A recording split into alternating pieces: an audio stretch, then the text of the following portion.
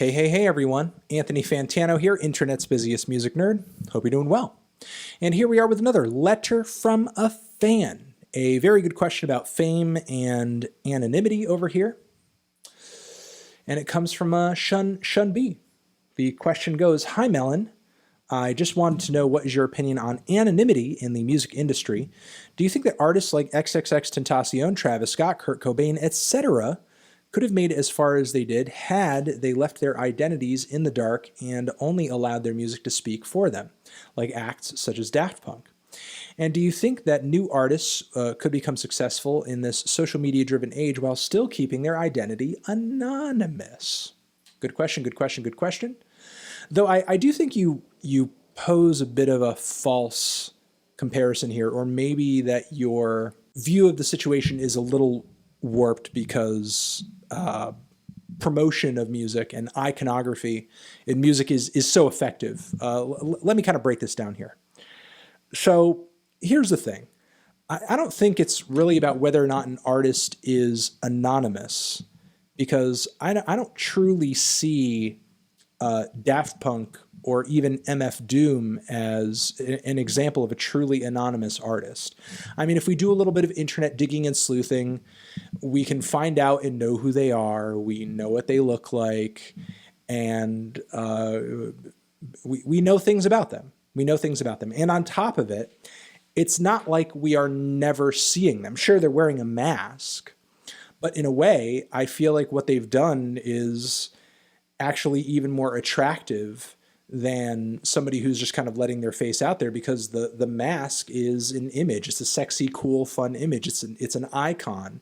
It's something that, despite the fact that at this age, the Daft Punk guys are just aging Frenchmen, you know, but when they go to perform music, they're putting on the helmets. They have this elaborate stage show. It looks amazing. It looks futuristic.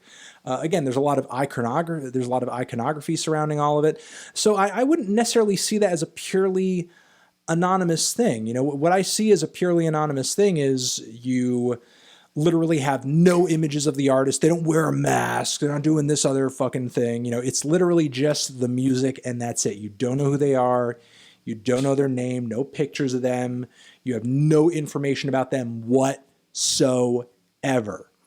And there are very few examples of artists who are successful who have done such a thing. At the very least, artists at least come up with some kind of placeholder to make up for the fact that they're not showing you their face. They have a mask. They have an image of some sort that they have drawn up, you know, like Gorillaz or something. You know, when you go see a Gorillaz show or you think of Gorillaz, you're not thinking of Damon Albarn. You're not seeing an image of Damon Albarn. You're thinking of all the members, the illustrated, animated members of the band Gorillaz. So there are examples of, technically speaking, artists who are in the shadows. They're behind the scenes. But still, the people like MF Doom, people like Daft Punk, they're still putting something forward. They're still giving you something to replace that need for a persona, for a character, for an image, for a person to be there for you to link that music to. And honestly, I don't know if it's as much a result of marketing as much of it is a result of just a need for us to know who the person is, or understand that there's a person behind it, or understand who the person is behind it, because I guess music is a very communal thing and we want to connect to it on a personal level, and we almost want to connect to the person who's making it in a way that we need that there in some sense. But still, you know, there are examples of music scenes, like I guess you could say some pockets of the death metal scene, certain pockets and spans of time within the Norwegian black metal scene where, you know, you are talking about at least a bit more anonymity and people being a bit more shadowy and hidden away, and and obscured. I think back in the day, just in general, pre-internet, it was a lot harder to get this information. And even if, you did have your face on a cover, if there was face paint or there was a mask, pure and truer anonymity was easier to, I guess, kind of maintain. But these days, there aren't a whole lot of artists out there that I see that are truly like in the shadows, and that's it. You never hear from them. You never see them. You don't even see them live. You don't see pictures of them, and they don't put out an image of themselves instead.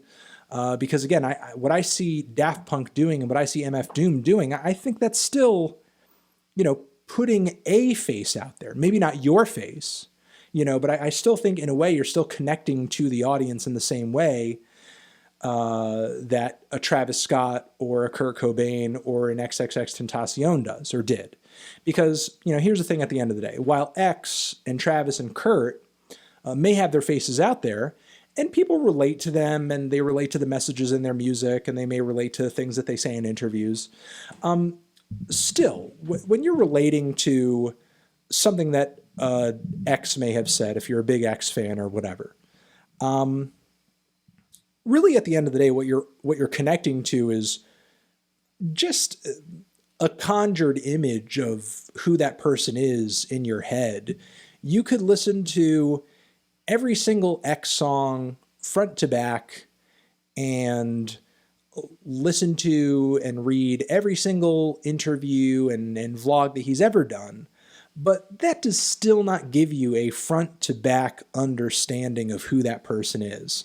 That is an interview, that is PR, that is a conjured scenario, that is not 100% real or authentic for everybody and anybody, because mainstream and media interviews are typically not a very real or organic scenario to begin with. Sure, people like Travis and Kurt have said a lot of very authentic and interesting and sort of against the grain things when they've spoken in public, but that doesn't give you a 100% deep understanding of who that person is and what their flaws are. I mean, people went for years without fully understanding or comprehending just how bad Kurt's substance abuse problems were until it was too late. And that's the tragedy with a lot of artists who have befallen fates similar to Kurt Cobain. Even people close to Chester and Linkin Park, they obviously didn't see coming what happened. So even sometimes when you're close to a person, somebody who's in your group or in your personal life, you may not understand the things that kind of drive them to do the super dangerous stuff or things that make them take their lives into their hands. And if these people who are close to them, they're just a few shades away, they see them every day, they work with them personally. If these people don't have a full grip or understanding of what this individual might be going through, what hope do you have as somebody who's just kind of peering at this person through, really just in a way, the crystal ball of the internet and just watching media featuring them and just kind of consuming their songs and stuff.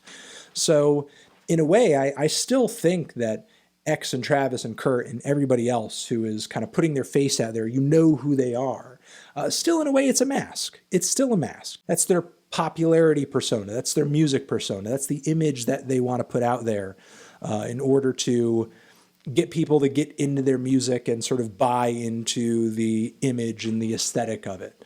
And, again, I think Daft Punk and MF Doom are very much doing the same thing, but in a more creative fashion. And again, to get to the heart of your question here, the amount of artists out there that don't give you any persona, no name, no image whatsoever, not even a made up one. The amount of artists who are doing that, very few and far between. And of those artists, not many of them are totally successful, even bands like Ghost, even bands like The Residents, sure, anonymous in a sense, but they're still giving you an image. They're still giving you something, and that at the end of the day, I think is really what matters from a marketing standpoint when it comes to popular music. You need an image, you need a look, you need a something, you need some kind of character, whether it's you or whether it's some shit you've made up, for fans and audience members to connect to, you know, and I'm going to leave it at that. Thank you very much for writing in this question. I thought it was pretty thoughtful and, you know, led to an interesting opportunity to think over why exactly we gravitate to art and media. And you guys will let me know, I'm sure, you know, your thoughts about all this stuff down in the comments. Over here next to my head, another letter from a fan that you can check out. Hit that upworthy link to subscribe to the channel. Anthony Fantano, music, music, music, forever.